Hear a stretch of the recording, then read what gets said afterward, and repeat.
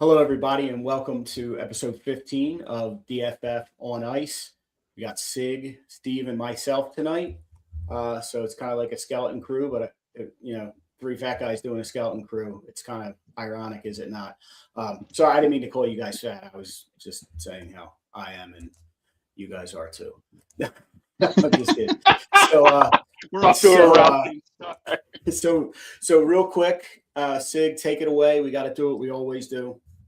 All right. Yep. Let's start the show in our usual manner. Raise your glasses and hope the Flyers hear our plea, because once again, they've forgotten how to take the shot.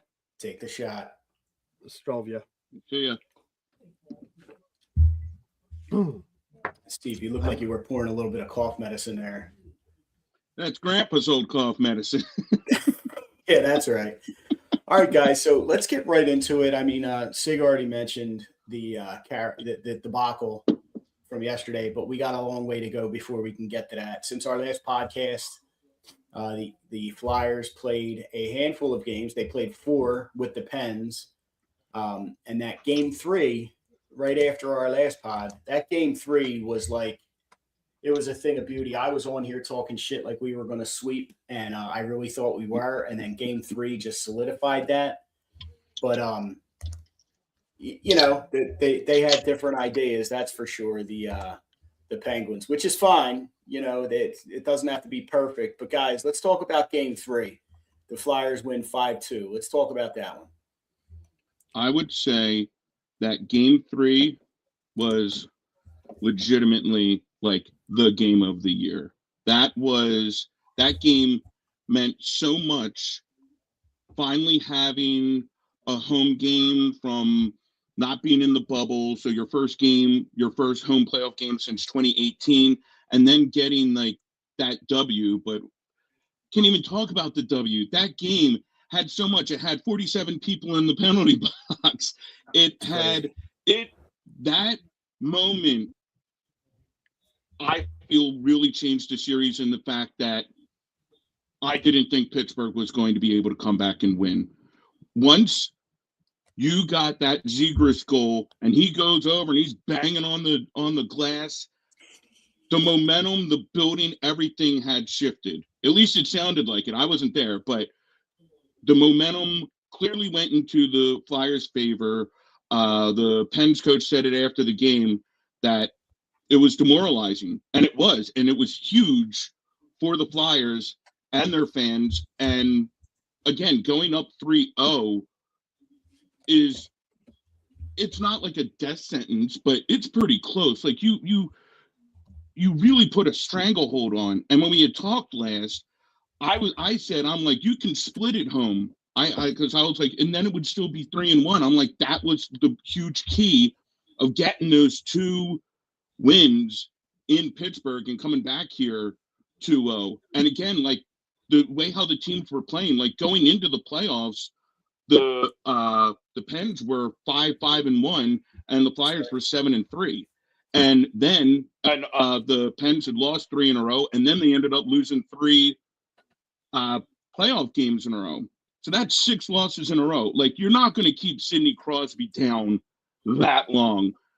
We'd love to, but it would have been fantastic. How great would it have been? Like, have their season end on 7 straight losses. But that game just had so much, and the Flyers actually scored some goals, which I'm sure we will talk about later in this podcast. But you scored some goals. You even netted an empty netter at the end. It was, I just thought, like the game of the year. You saw like all the afterwards, everyone coming down the escalators, all those videos and everything. Everyone's so happy and excited. I thought game 3 was really good. What do you got, Sig? Yeah, I mean, it's not really much to add on top of yours. That's fine. His first playoff game in a long time. Like you said, everybody was hopping. I watched it on TV, and you could feel it. The games since then haven't been like that. It seems like it's back to the normal Spectrum crowd. Zegras are still lining, Sealer, Cates, and Tippett, all their first goals of this playoff and their first playoff goal ever, which was kind of nice. They had 28 shots on net, which is also kind of nice. And Vladar made 18 out of 21 saves. And again, it was another nice defensive game for the Flyers. Probably last one that we've seen. They just played a good game. They played a good game. Yeah, we were feeling pretty good at that point. We absolutely were, and the Flyers went out and played that physical game again, and they out-hit Pittsburgh 44-27, and Tippett led the way with 11 hits, which was fucking like he was a man possessed. He played out of his fucking mind that day. Granted, he didn't register any points, I don't believe. Yeah, they had the empty netter. That's right. No, you're right. Yeah. He had the empty netter.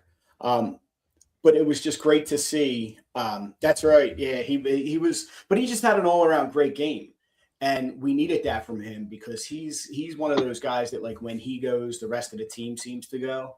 And unfortunately, since then he's been trying to catch up to that form.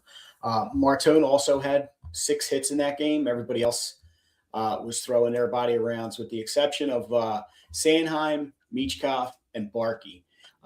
None of them registered a hit during the game, which I thought was, I mean, Barkey, I kind of expected, he doesn't really do that. Sanheim, I was surprised.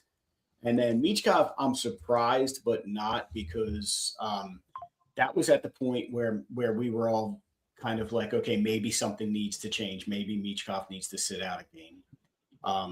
And then that would lead us into game 4 where, Tocchet makes a couple of changes and he gets Michkov off the ice. It was only for one game. That was game 5, wasn't it? Yeah, he was off for 5. Yeah, game 4 he played. It was in Pitt. It was in Pitt that he was. It was because of his Michkov's play in game 4 why he wasn't on the ice in game 5. That's right. They talked about it. They talked about it before game 4. But we were doing so well. It's like, why change anything?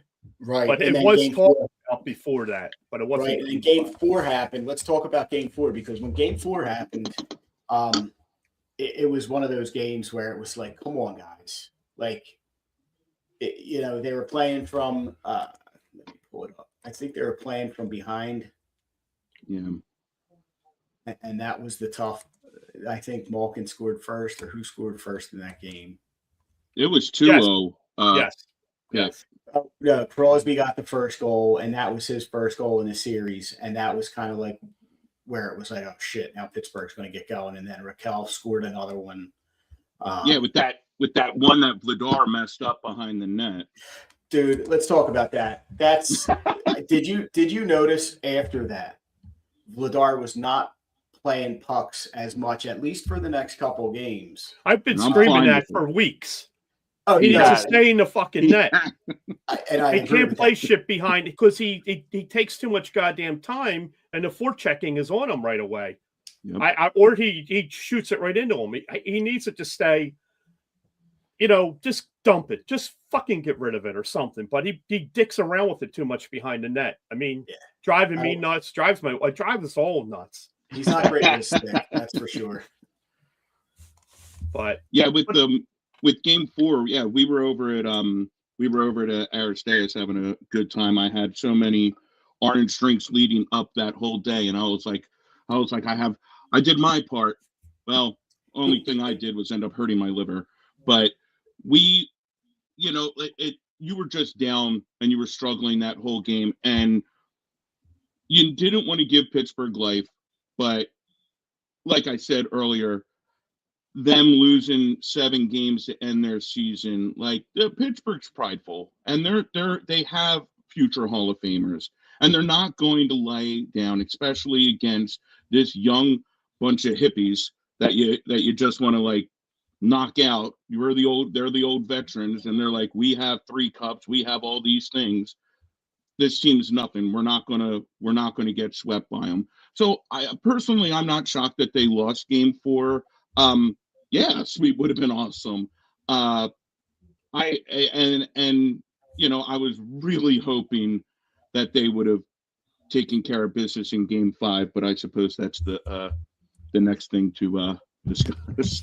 Yeah, well, I mean, look, the old adage is true. I mean, that's why you always hear them, because they're true. That game 4 is the hardest game to win. Yep, the last one. It's the hardest game to win. And, let's give credit where credit is due, contrary to what Flyers fans want to hear. There's a reason why Nosferatu is one of the coach of the years. I mean, one of the candidates, yeah. Yeah, he made the right moves going in. He took out Skinner and he put in Shelov, and I know that's not how you say it, but I like that. Shelov's, and I like it because it's yeah. So I mean, I want to talk about that too. And pretty much Shelov stood in his head the rest of the series. I mean, he was fucking great. He might have been better than Vladar for the most part outside of that last game. He almost saved them the series and won it for them. We'll get to game 6 at some point, but yeah, I just Pittsburgh made the right moves like they've been doing all year because they weren't supposed to be there. And, it's like, all right, well, fine. We'll win it in 5 because we were still overconfident. And, with young kids, it's, you're confident until you're not. It sounds simple, but that chink in that armor shows, and then all of a sudden now it's like, all right, well, we're not immortal. And the Pens kind of exploited that. They had an in. Everybody went missing at that point. That's the game 4. They really got punched in the mouth, and that was the game that they didn't respond. It was a fluky goal in that game. And it's like, all right, now we don't have luck. We're making mistakes. They're on top of us. We're not as good as we thought we are. Lady Luck is against us. And you get into game 5 and, same shit, different day kind of thing. Yeah, that was, I think that was the only game that they got out hit in the series, that game 4, where they got out hit 36-29. And Pittsburgh, like we said, you got to give them credit. They played a great game. And talking about Dan Muse, he made the right call. He put Shelovs into the game, and he ends up rattling off 2 straight wins, and he looks like a fucking brick wall. And it just leads me to fucking wonder what he was doing playing Skinner. I don't know what their records were during the year. Skinner got him there. Yeah, but Shelovs was. I mean, Skinner didn't look great. He didn't look bad, but he didn't look great against, in those first 3 games. But Shelovs looked unbeatable for stretches. Sig, do you think that's do you think that's how you always say in baseball, the front office wanted you to do something because Pittsburgh got Skinner as a trade piece? Do you think there might have been some pressure from the general manager or front office to play him to start the playoffs? I don't know. That was kind of a weird deal if you think back there, because again, Pittsburgh wasn't supposed to be in the playoffs. They're supposed to be a pretty shitty team. They weren't bad at that point, but Edmonton comes along who's in a bind and they need a goaltender, and they're willing to give up almost anything to get Jarry off of Pittsburgh. So they make the deal and they swap Skinner. They got more out of that, but Jarry wasn't any much better for Edmonton. So I don't know if they felt like they had to play Skinner, but I think he was definitely playing. Shelov has had issues during the regular season. He's always seemed to play well from what I've researched in the big games, international games, things like that. So maybe he's just a big game goalie. I don't know, but I don't know if there's any pressure or what. I mean, the GM and the coach has made the right moves all year on that team. So I don't know. Yeah, they weren't expected to do what they did. Even with the Hall of Famers, I think they were playing as, they were playing below what the Flyers were playing probably back in December, and then they just turned it on. And then Pittsburgh got hot and they became one of the hottest teams in the league for a while. Yeah. When we went cold, ironically. That's exactly it. We went cold. So it's right before the break. Yeah. And then the fact that you legitimately didn't have home ice over them by 1 point is kind of nuts, kind of crazy in all honesty, if you think about it. So I think Pittsburgh was well, we'll get into game 5. Let's get into game 5. I'm sorry. I'm on A couple tangents. comments here. Paul says, and Paul, thank you for watching, of course. We have speed and youth, and we'll be okay. We don't need to dump and chase, and I think we will show folks that starting the next game. Natty wanted to talk about the dump and chase as well. It doesn't work here. We're in trouble. Got totally outcoached. All right. So they're moving forward to, it sounds like, the Kane series, but I want to finish up with the Penn series first. And then Natty also said that the Flyers are where they are because of Martone, and they really need him to score. This I agree with. Not wrong at all. Not saying wrong that at they're all. there because of him. But yeah, Well, he helped. He was an important piece at the very end of the year. And he scored the first 2 games in the Penn series too. Important Correct. goals. And he absolutely needs to score. And then he kind of, I think, Sig, you had said it maybe in one of our conversations or in our group text where it was like, Martone kind of turtled up after playing so well for that time. You know, he's not the only one. I was going to get to that later. That's no problem. And we can kind of shelf it for now. Yeah. Top shelf. And let's go on to game 5. Let's all right. I'll jump on it. All right. So game 5 was a road loss 3-2. Right. Mitchkov was benched. Bump came in, and fucking Taka's a genius. Bump scores. Sanheim scored also. So they had 20 shots, with Vladar making 18 saves on 21 shots. And, it seems like it was like this was going to be the thing with the Flyers at this point. The game winner was a very, very unlucky, whatever you want to call it, bounce into the net from up high behind Vladar. I mean, it was just weird. And that turned out to be the game winner. I mean, no other offense was generated either way, and they lose 3-2. It was just odd. But we're thinking, crap. Now here we are. Now they got 2 wins. It's a freaking series again. Because I think all the series were like almost 3-2 at that point. The Canes are resting.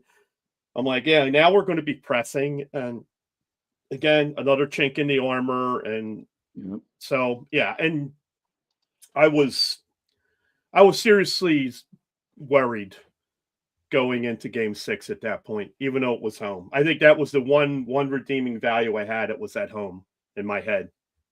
Now, go ahead, someone else. Yeah, game 5 was that was one of those games where Vladar didn't look his sharpest. And I'm trying to recall who scored for Pittsburgh. The fluky one? Not the fluky one. That was Letang. That was Letang. It was one of the earlier shots. Duar? It might have been Duar. Duar or where Sauerblom. It was just this little snapshot, and it just kind of beat him. And it was very, I don't know. At that point, it felt like, shit. Vladar he's coming back to earth. He's tired. He might be injured. You know what I mean? Like there was all this worry about like, oh, is he okay? And is he gonna, pick it back up? And that game was very disheartening. And Sig, I agree. It was like, it just felt like, oh fuck, here we go. You know what I mean? They take that loss. All of the momentum goes to fucking Pittsburgh at that point. It kind of did. Yeah, and the Flyers are holding on for dear life. They're white knuckling it, like holding on to the drivers, to the fucking steering wheel, like gripping it so fucking tight. And it was just a very frustrating game, especially the way with that Letang goal off the fucking. It's go ahead, Steve, because I don't even know how to fucking describe it, because it was fucking Letang too. On top of everything else, it was fucking Letang. Rob's so angry. He's like, I don't even know how to say what I want to say. It's the thing with you had just gotten the Travis Sanheim goal after the bump goal that Sig was talking about. You were down 2-0. You get back to 2-2, and literally not even like 2.5 minutes later, you have that horrible bounce that just bounces off of the glass. It would be like this beer sign, like falling off the wall, hitting me in the shoulder, and then knocking my computer over. Like the chances and odds of this bounce were so minute. And, you kick it in. Like, he didn't even, like, Ladar didn't even, like, know where the hell it was. And again, this was all in the second period. There was no scoring in the third period or anything like that. And it's like, when that, Sig and I had talked after when they were up 3-1, and he's like, just stomp on the neck. He's like, stomp on the neck. He's like, if I'm scared. He's like, if they lose game 4, he's like, I would not be shocked if it comes back to Philadelphia. And then, sadly, Sig was right, even though he didn't want to be, that it was going to come back to Philadelphia. And I was okay. I wasn't nervous, but I'll be the first to admit, if I thought game 6 was the series, because I personally, I was like, if you lose after losing game 5, if you lose game 6, I'm like, you're done. And one of the reasons why I said that was the last time when we were on the pod is, if you recall, between game 3 and game 4, there was a 3-day break. And between game 6 and game 7, it's going to be the same thing. It would have been Wednesday to Saturday. And again, with having Pittsburgh being an older team, that extra day of rest is very helpful for them. And you would have been spiraling. That means you've lost 3 games in a row. And again, like, since the Olympic break, we haven't done that. So I was pretty confident. Not how they did it. I was confident that they would win game 6. But also I said, if you lose game 6, I was like, you're going to lose game 7, because that is the most momentum. And I think what we saw the graphic, there was 10 times it's gone, somebody's come back. And even in that, I think it was like 6-4, like the 3-0 team still won. But 6 out of 10, that's a pretty close, like, right. That's not like an overwhelming margin, because the other team has the momentum. So right, and especially going into a home game, like had they gone back to Pittsburgh after taking game 6 in Philly, and as game 6 went on, now I don't know if we're still on 5 or if we're just moving to let's 6. Go to 6. Nobody wants to talk about 5. Because game 6, the whole game, and I'll tell you, game 5, I watched it upstairs, and I received a text from my daughter saying, "Mom wants you to chill out," and I just texted back, "I can't." I remember you sent that to us, and we started laughing. Yeah. So, we have neighbors and stuff like that, and I was losing my ever-loving shit, and especially, like, I think there was a penalty, or there wasn't a penalty, and then Letang scored, and I was just like, it was like a gut punch. So game 6, I made a promise. I was like, I'm going to watch it down the basement, where if I scream, the neighbors can't hear me. You won't know if I'm dying down there or not. And the entire time I was on the edge of the couch, like, just like, I was like a madman.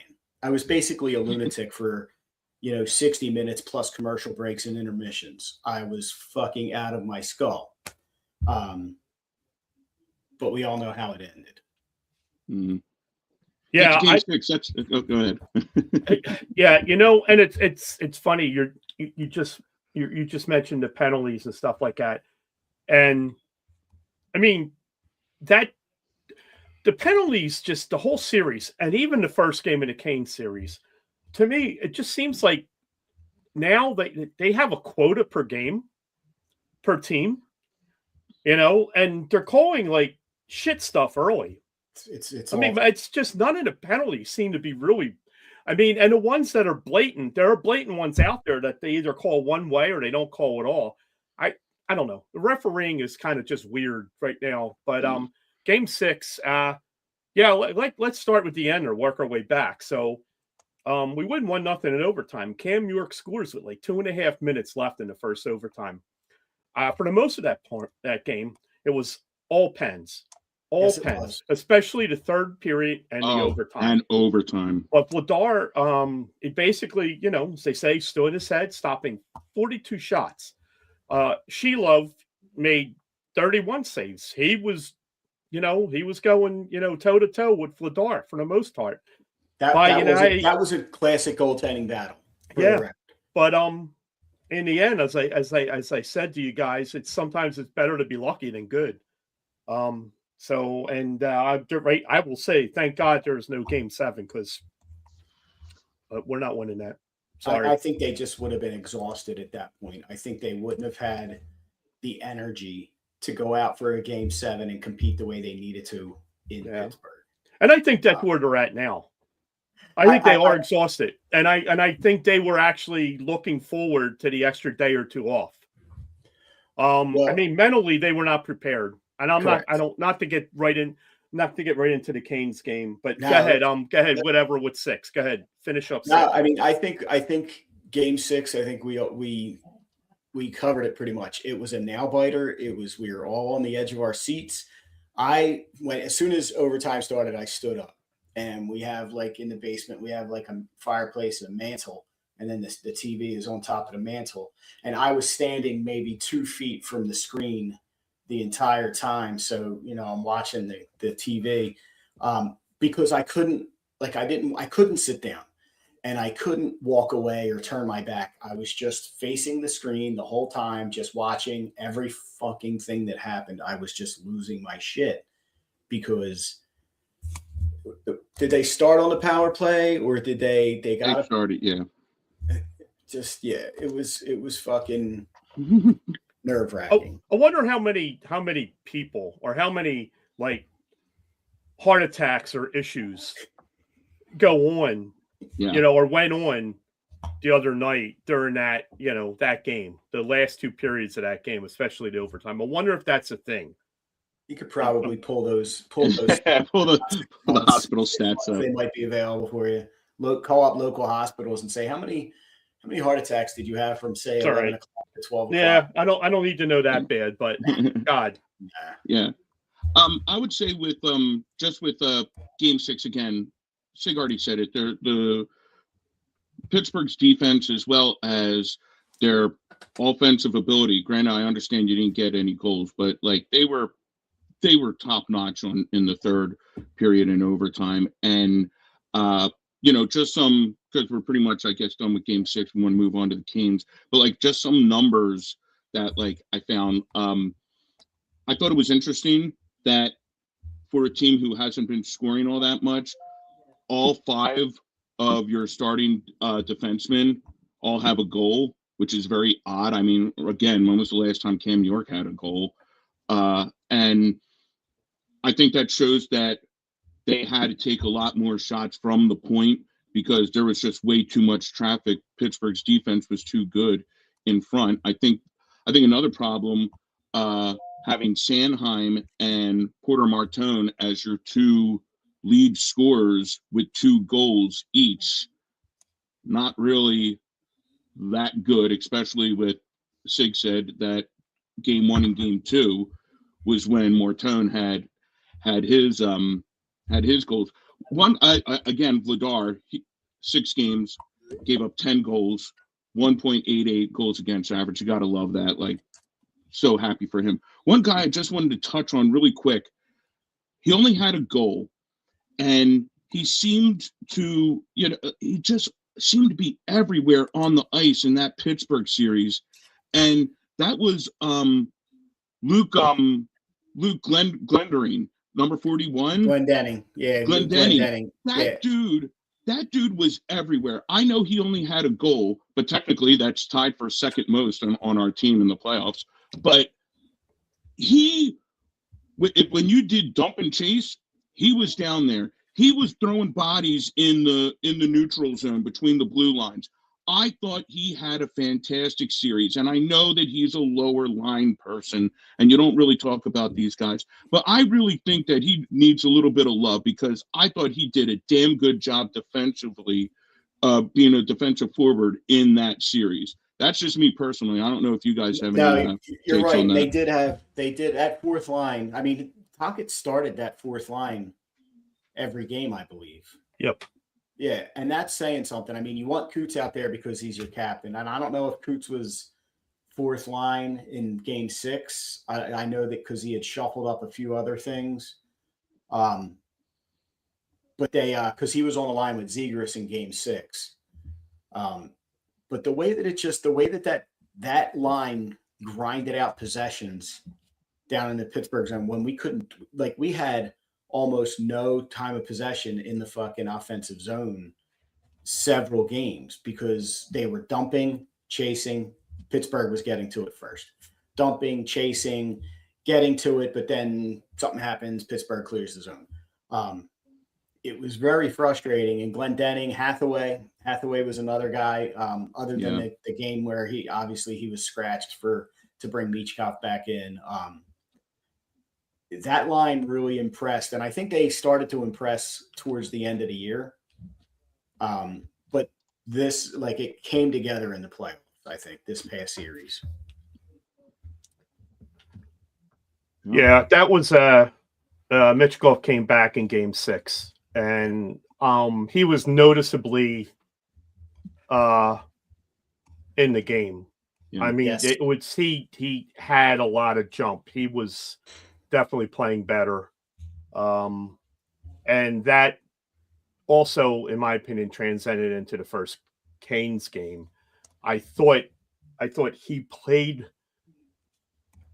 He was around the net the most when anybody was. I thought he was getting his forecheck going the most. Him and Barkley, Charles. Round mound of rebound. He was giving me an idea for a new meme. Barkey was. I think Barkey was in there pretty much too. He seemed to be the one with the most jump. Are we just going to go right into this Kane series, or? Well, let's cover some comments. All right. We were talking about the dump and chase, and Natty, I hope I'm saying that the right way. That's Rick Tockett's style, which is true. And then Paul comes in with a good coach has multiple ways to attack. Guys, this is so true because we saw with the dump and chase, like, they relied on it so heavily, and that is Tockett's fucking bread and butter, I suppose, because dump and chase is your last resort. If you can't carry it in the damn zone and set up and everything, that's like, and you don't think you have any options, or you don't have anybody to pass it to, or you're not confident in anybody else or yourself, then that's what you do. You get to the blue line, you dump it in, and if nobody's chasing it or the back checkers are getting to it before you, it doesn't fucking work. It felt like they did that a lot on line changes, and it just felt like they were doing a lot of quick line changes. And I remember you mentioning that at one point before, where they were rolling out lines quickly. Yeah. And that's another part of the dump and chase, that when you're dumping and changing, you're giving, you get tired out. Yeah. Well, you're tired out, and you're giving the Penguins a chance to make a play on it because you don't have your guys charging. They're coming off the bench, or they're going to the bench. And hey, and listen, if that's what you're doing, if that's what it gets to, and you start doing that, you're making it easy for the defensive team because they know what you're going to do now. And that's exactly how it felt. So they play a couple guys high and they have a couple guys low going in to get the puck. Yeah, you just put a couple guys on the fucking blue line and say, okay, now you have to dump it because we're here. We're not going to let you have a free in. And then the dump.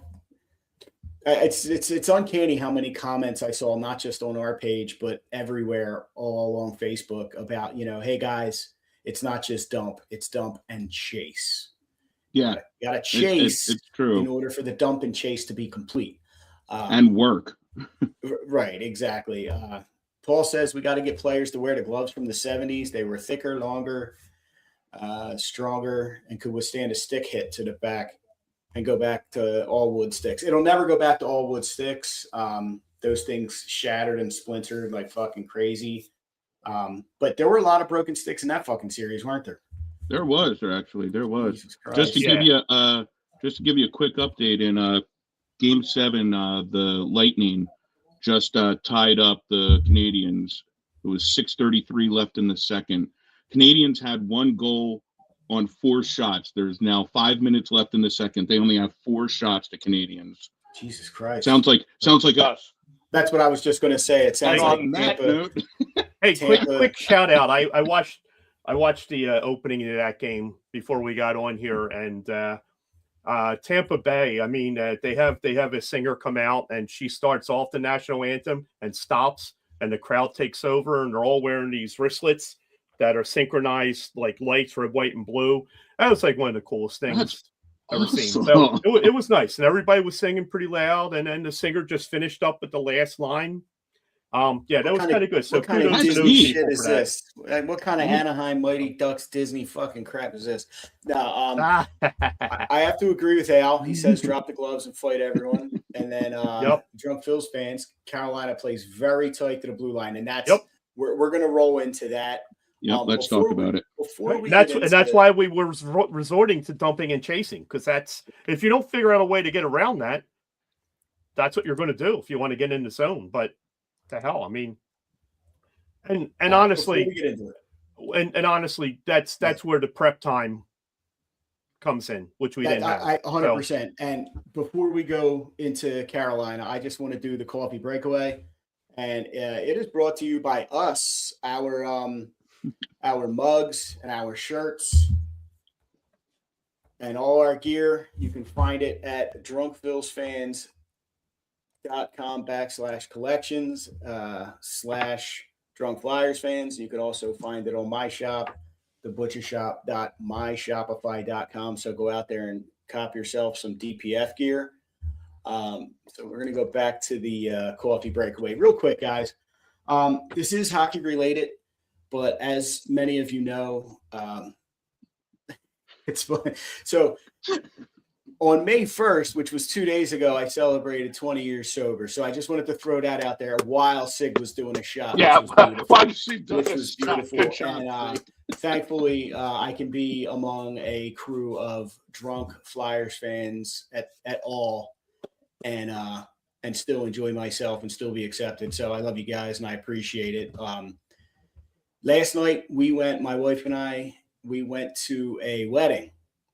And earlier in the day, I had considered texting him and asking him what the fuck his problem was. Not for getting married, but for knowing that the Flyers were going to play and still getting married. You know what I mean? There were no TVs there, so I had to watch it on my phone, which was dying. You know, the battery's running out, and I'm going back between the video, like watching the Flyers on the ABC or. You good? Yeah, I'm good. Sorry. All right. No, I saw you react. I was like, oh shit. Yeah, I almost spilled something. That's okay. Kind of what I figured. Nothing to see here. Well, I don't see any flames, so I think we're good. But yeah, so I was watching it on my phone, and I was also clicking back to check the Sixers score on the Sixers, the NBA app. And we had a great time. Like I was out there dancing my ass off, looking like a fool. Went into the photo booth and had that, experience, whatever, sticking my tongue out, picking my nose, whatever. But no, it was a really good time. And right before we left or while we were there, I made a reel on our page. And I just said, look, next time somebody gets married during a playoff game, I'm just not going. Which I'm fucking around, but I just want to say congratulations to Nikki and Seth. I work with Seth. He's a great dude. And I got a real quick story about what went down there. So I work in special ed. I'm a paraprofessional. So I'm like an assistant teacher. I work one-on-one with students with special needs. And that's what Seth does. And his student, his one-to-one is in a wheelchair. Right. And he didn't know this, but his now wife reached out to some people at our school, colleagues of mine, and set it up so that his student was there at the wedding. And so everybody gets up to the front and they're all standing, under the gazebo and all that. And then the girl who's like the, officiant, who's the bride's best friend or one of her best friends, is like, oh, hold on. I think we're missing somebody. We're definitely missing somebody. Hold on. And everybody's kind of like confused. And I had forgotten. I kind of knew that this was going to happen, but I forgot. And next thing you know, all you hear is like some bass beats, and it's like they see me rolling, they hating, trying to catch me ride, and the kid comes rolling in on his wheelchair, dude. It was like such a great entrance for him. And Seth was up there waiting for his wife, or waiting for the thing to start. And then the kid, his one-to-one student came rolling down in a tux with a pink tie. And like, it was just such a cool moment, and something that it was so unique to this wedding. I have never seen anything like that. Seth didn't know it was going to happen. That's what I was going to ask. He didn't know. Yeah. So that's awesome.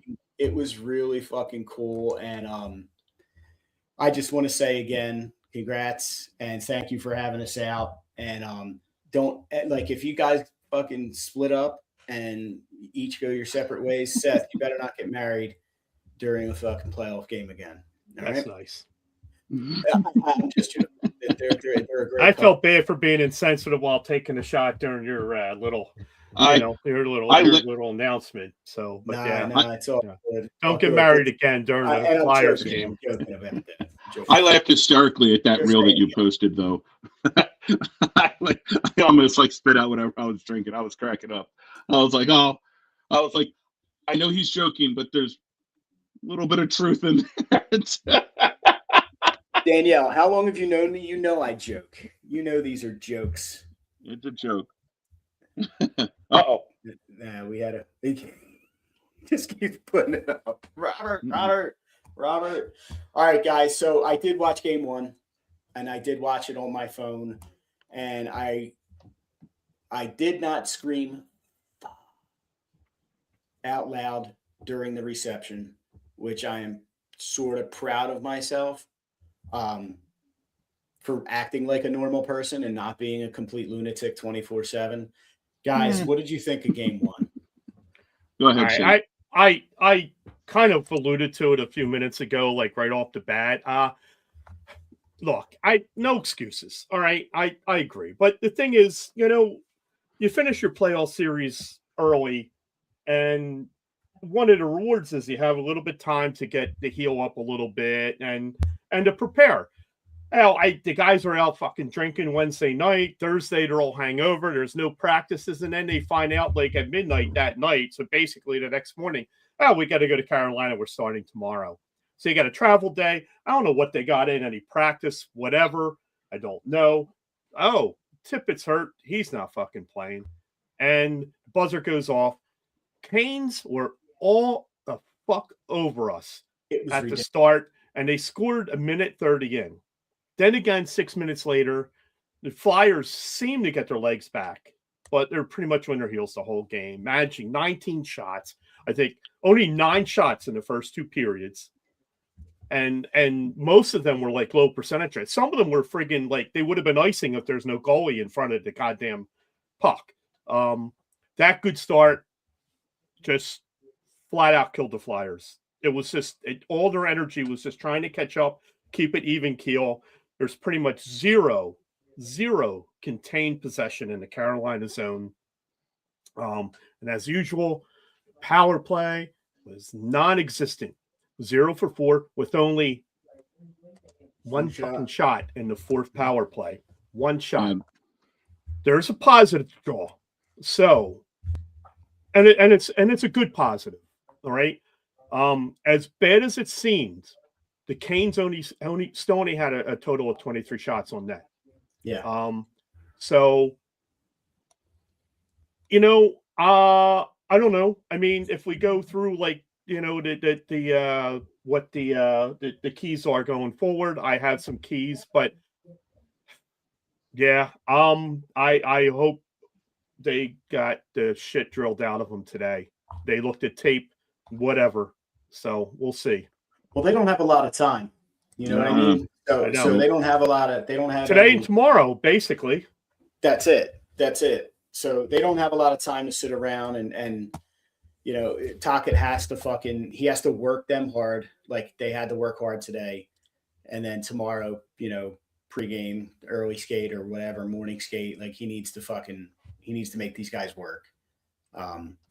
one of the frustrating things that I saw, and it was nerve-wracking and it was fucking driving me insane, the way that Carolina collapsed in their defensive zone, making it impossible or next to impossible for the Flyers to work anything in the middle of the ice. Everything stayed outside, and like they were breaking up passes. There were no clear lines of sight to the goal. They did like a masterful job of preventing us from getting into any sort of offense. Yep. And we cannot. And not only were they fast, guys, they felt big. Now the Flyers out hit them for the game, and they had the same number of penalty minutes and all that stuff, and they limited them to 23 shots, which is great.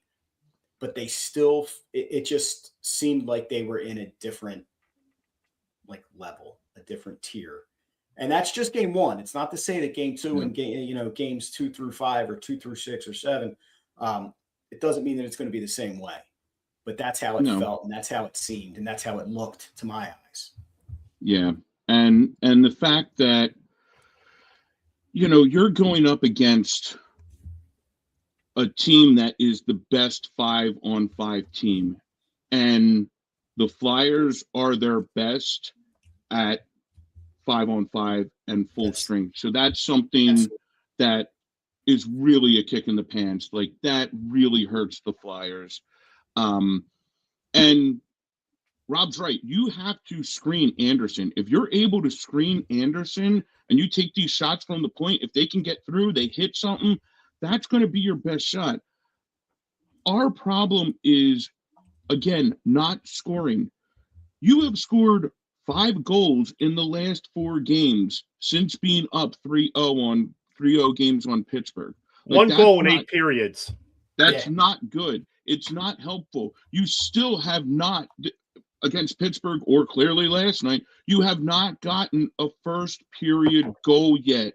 You are always fighting from behind, or you're up like 1-0, and then they tie it. Or again in the Pittsburgh game 5, you were down 2-0, you came back to 2, and then that fluky goal and stuff. You have to score, and the way how this power play is going, Carolina didn't give up a power play goal to Ottawa in those 4 games. Clearly, they didn't give one up to us last night.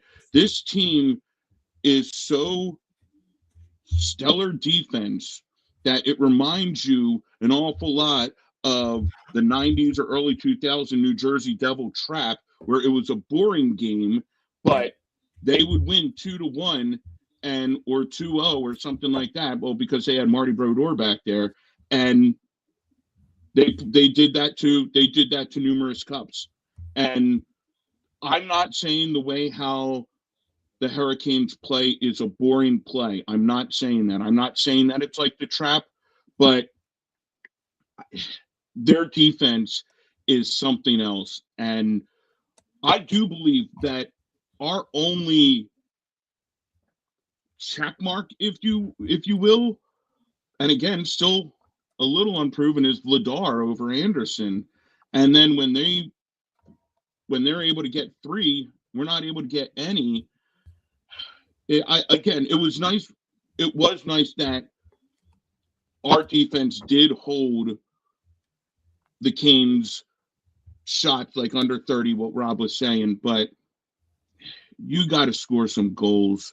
That's what this comes down to. Since you were up 3-0, since that moment we were talking about earlier with the penalty box and everyone in there and stuff, since then the scoring has diminished.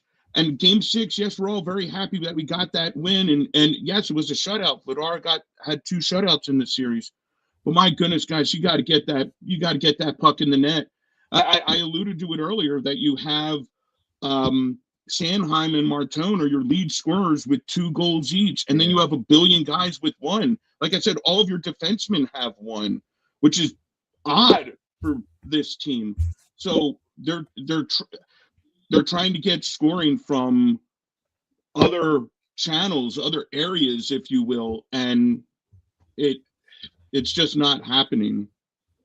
Now, and there's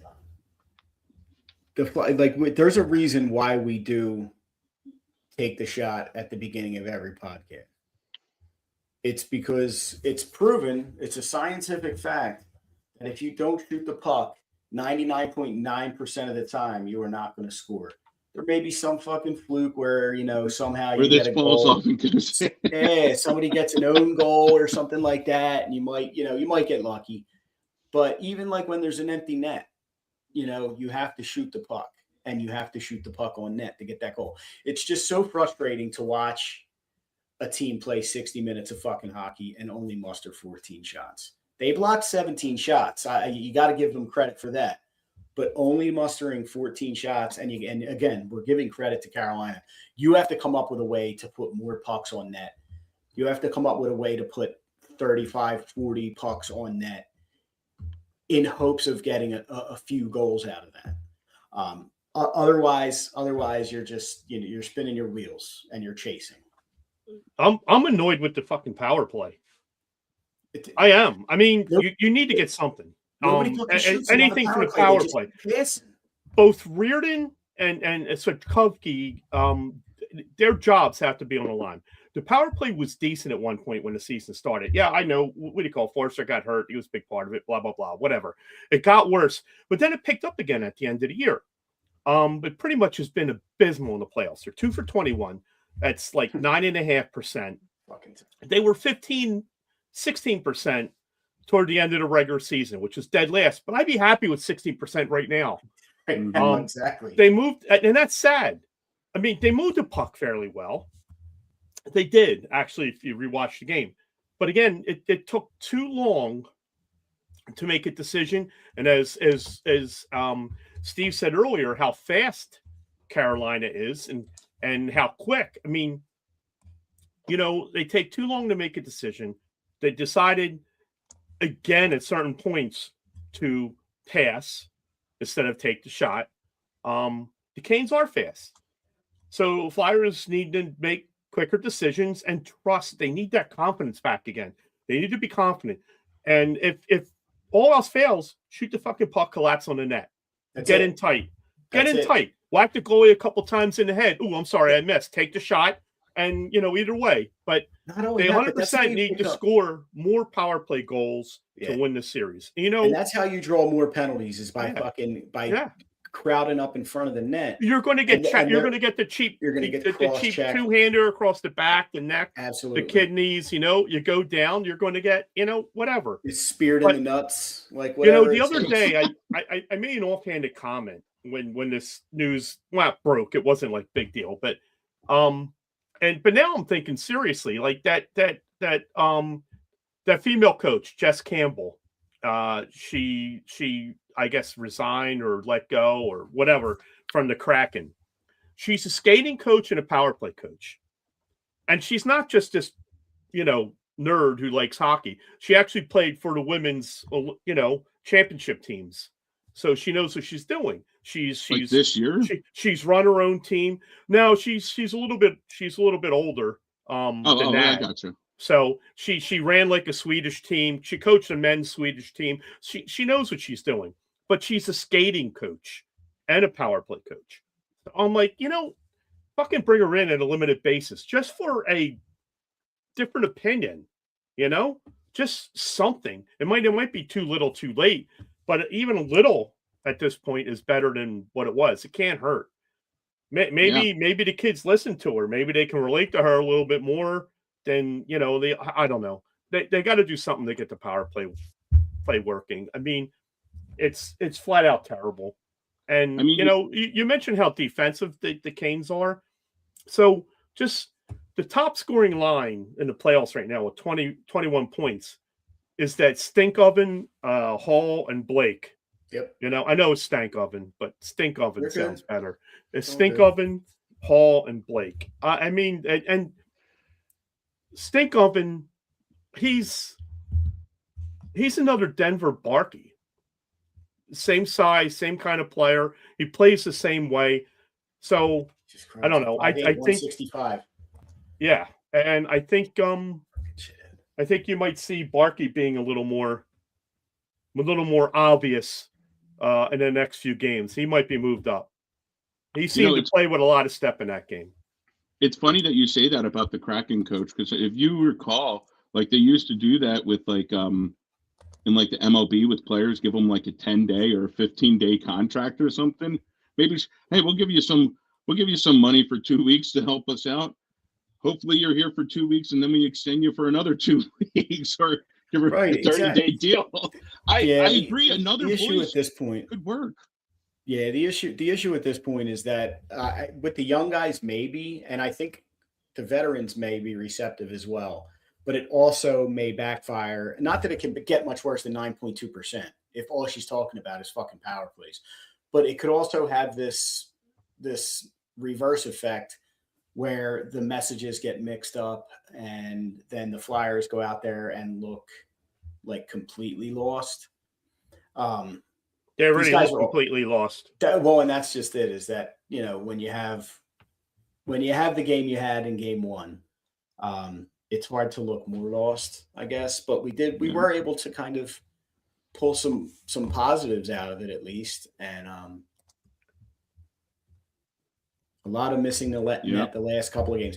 But I mean, if you guys, and that's another thing. If you guys recall, they were doing that intentionally. That was part of their game plan. Well, yeah, you do it intentionally because you got the guys by the net that can tip it, blah, blah, blah. But they're not doing that. No. Yep. So I don't know, but whatever. I don't know.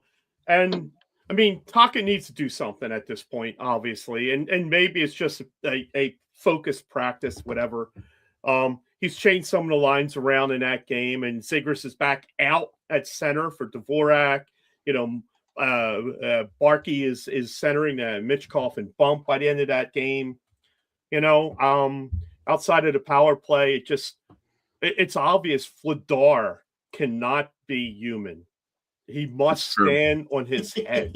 The only way we can win is if, and we did say that, you know, it goalies, hot goalies, stale games. So, you know, maybe he didn't have enough rest in between. You know, maybe he was too relaxed. I mean, the first goal or two was kind of, you know, I don't want to discredit the goal scorers, but you know, maybe he just wasn't ready. The rest of them weren't, obviously. They were on him like friggin' white on rice so fast. I think it's pretty apparent. That they weren't ready for that game. I think they were looking forward to an extra day or two. And we can hate on the NHL as much as we want. And I was pissed off and I posted Bettman in the NHL because I do think it was bullshit, but we can't change it now. So these guys got to be professionals. They got to man up. Yeah, exactly. But you know, we did get that text with that inside information. So we did find out that the Flyers did a little bit of celebrating, which I am all for after Game 6. I think I don't have a problem with that. I think they earned that. Absolutely, they deserved it. And it's just funny that knowing that and then seeing how they played last night, and just one day of rest could have been an extra day. Could have made a difference. You know, but I don't want to be like that. I don't want to be like a Penguins fan. I don't want to cry. We are where we are. We're down a game. Right. You know. But we did allude to this though. I mean, it wasn't, you know, it wasn't all that. I mean, you know, we're at the point where you know, we're putting out milk cartons with Flyers pictures on it. Because you know, the guys have gone missing. Since like Game 3. Like a lot of guys have gone missing. Maybe these young guys are hitting a wall. Mitchkoff seems to be invigorate, so maybe we got to bench fucking other guys. You know, Martone, you're out of game. Fuck it. You know, get your ass in gear, kind of thing. Forster, you know, he missed a lot of time during the season, so I don't know. Maybe he has hit a wall and he's done at this point. I don't know, but yeah. He came out on fire. He had all that adrenaline, and he was happy to be back. And he's kind of settled in, and I'm waiting for him to pick it up. I'm waiting for Konechny to pick it up, man. Like, he needs to do more too. He needs to take more shots. He needs to be more of a leader on this team. The defense, Steve, you talked about it earlier. The defense is playing fucking stellar. Yeah, and the fact with the defense and like having a team like the Flyers coming in where You haven't scored more than 2 goals in the last 3 games coming into game 1. Like, don't act like they don't know that. They know what they're looking for. My goodness, with the Hurricanes, they haven't not led in forever. The last time they legitimately trailed in a game was April 7th, and they even won that game. So that's their last 4 regular season games, including, so all right, they lost to us for like the shootout, okay?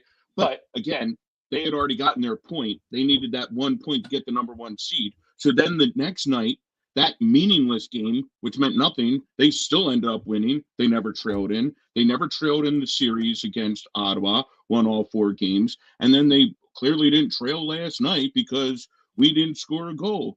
So we're talking like 9 games that these guys have not been losing in. Like, that's insane. That's how good defensively you are. That's how good this team legitimately is. And it's not being talked about enough. It's like, okay, yeah, they're a number 1 seed.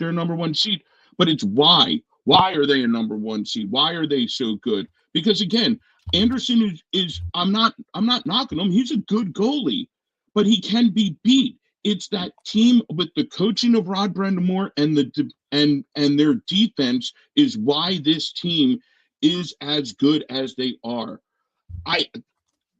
Any of us would love to think of 9 games where the Flyers weren't losing. That's insane to think about. We had trouble winning 4 games in a row forever. So exactly, that's what I was just going to say. Exactly, so, we know about that. Yeah, so that's it's a mountain. I mean, for game 2, I would say this is a must win. It is a must win. If you have any game, you have to steal 1 game on the road. Yep. You have to. If you have any shot in hell, even if this were to go 6 or 7 games or something like that, like you got to get tomorrow. If you don't get tomorrow, it's going to be bad quick. Because again, remember, you're quote unquote a better road team than you are home team. So, well, the issue is if they come home down 0-2, you're not going to get the same crowd. You're not. If they win game 2 and then they come back for game 3, that crowd is going to be fucking pumped up. Mm-hmm. Because something will happen in game 2. Like if they win it, something will happen in that game that we will be talking about, that we will be fucking posting about, that people will be fucking fired up about, that led to that win. So that will carry into game 3 where everybody's fucking, pumped up and you have a crowd that's ready to explode. Yeah. But if they go down 0-2, that crowd is going to be flat. Yeah, 100%. It's going to be all nerves. Yeah, because if you you had that crowd because of the 2-0 in Pittsburgh. You had that crowd, and now I know we're a better road team, but if you're able to steal game 2, if you get game 2, you now have home ice because you're the next 3 or 3 of the next 5 would be in Philadelphia. So that's how huge this game is. Game 2 is massive. You have got to take this game. If you do not take this game, there is I'm going to say no chance. I really don't think that you would be able to come back in 6 or 7 games. I just don't see it. I would love to see that, Natty. I missed it. Put it back up. I think Fladar will stand on his head. I would love if. Yes, I like to see Martone get in there and net a couple. So I like to see anybody net a couple at this point. But that's exactly right. That's exactly right. So not to, just to add that too, Paul, to the uphill battle that we have right now. We might not have Sanheim tomorrow. Oh, I didn't hear that. So, and both Sanheim and Dvorak were they took pretty big hits.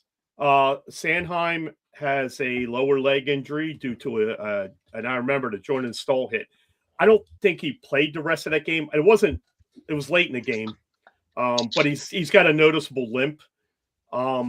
and Devo took his own big hit from what the fuck is that guy's name? Taylor Hall. And the Flyers denied media access to both of those players, which is never good either. So, and Sanheim is, well, both are a huge blow because I think Dvorak's the only center on the team really that is doing anything, and Sanheim is like averaging over 26 minutes a game. He's been playing great since the Olympics. So he's been pretty damn awesome. That top pairing of him and Risto has been pretty stalwart. So we need Tippett back, and we gotta hope we have a full complement. Yeah. So and I don't know. Taka needs to shape things up and whatever, but hopefully we got everybody in. That's another one, Sig, that you mentioned. Dvorak, he had a damn good Penn series too. He was another guy who was around an awful lot doing stuff. Yeah, I mean, there's only a couple guys winning faceoffs. Right. And that actually they were pretty hot winning faceoffs. They were destroying the Pens early on, and that just went downhill toward the end. Also, little by little, it got worse. So I don't know, and that was one of the reasons why Zegras isn't taking faceoffs anymore. They took 55% of the faceoffs against Carolina in Game 1. So the faceoffs, and that's just it. Is you got to win faceoffs in the offensive zone, you got to win faceoffs in the defensive zone. Like you have to control the puck, and especially against a team like Carolina, because what we saw in the games that they lost, and even that Game 6 against Pittsburgh, and then again last night, was when they have the puck and we're in the defensive zone, it almost feels like they're on a power play, even when it's 5-on-5. Like they're doing it. The Flyers are doing so much kill. chasing. Yeah, it feels like they're on the kill. They're doing so much chasing and not getting to the puck. And it just felt like there was always a Penguin, and last night there was always a fucking Hurricane waiting for the puck when it came around the boards or when it fucking squirted out from the crease. So yeah, Paul, I agree. Coots is also playing very good. I think he might be playing some of the best hockey of his career right now, but I would love to see him put a couple fucking goals on the board. He might move up from the fourth line. I would love to see him get a couple tip-ins or something. Like it's across the board. It's across the board. We need this. We need these guys to level up. We need them to play better than they ever have. And they're young, and hopefully that first game was kind of a wake-up call, like you just said. Now it's, you got to level up again. You got to level up 2 more times after this if you get through this one. Exactly right. It's not just one game. You gotta, I don't know, whatever, drink your fucking caffeine and whatever you drink right now and get your ass going. And whatever, say your prayers, take your vitamins, and do your exercises. And, all right, pray to Hulkamania. Yeah, be a real Hulkamania run wild on you. Be a real American, even if you're Finnish, Danish, Canadian. Like it doesn't matter. Just be a real American. Be a real Philadelphian. That's Philly's going to be real Philly. So I think we've covered everything. We're at a minute. We're at an hour and about 8 minutes. I think we're right at the sweet spot. We still have about 9 viewers, but I'd like to say thank you to everybody who stuck with us or left and then came back. Guys, do you have any parting shots before we get out of here? Go ahead, Sig. Parting shots that I haven't already said. No, not really. Eternal optimist. I do think they're going to win tomorrow. Love it, Steve. I would just say that I know you guys are going to disagree with me and everything, and be part of the Happy Clapper clan, but I am legitimately just happy to be here. I don't think we're going to win this series. I'm gonna mute Steve. I know. I'm actually picking the Canes in 5. This team is just too damn good, and we're not there yet. But I feel like you need situations like this. I think you needed those losses against Pittsburgh to learn from this, and I'm clearly going to be rooting for them, but I would have been disappointed if you lost to Pittsburgh. I wouldn't say I'm happy, but I wouldn't be disappointed like if we lost to the Kings. But understood.